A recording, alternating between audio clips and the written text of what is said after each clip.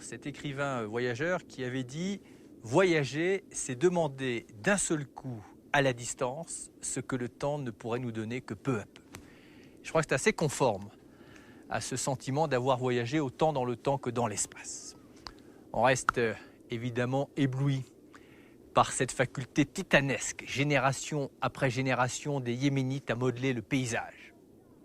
Mais on garde à l'esprit que derrière le vernis trompeur des apparences, il y a une réalité hier et aujourd'hui lourde de peine et de souffrance, notamment pour les enfants, parfois livrés à eux-mêmes et soumis à rude épreuve. Mais au-delà de tout, s'il y a un enseignement à ce splendide voyage dans l'Arabie heureuse, c'est la phrase prononcée par l'un d'entre nous à propos de l'architecture et de ces millions de terrasses sculptées à flanc de montagne. Ici, l'homme prolonge l'œuvre de la nature.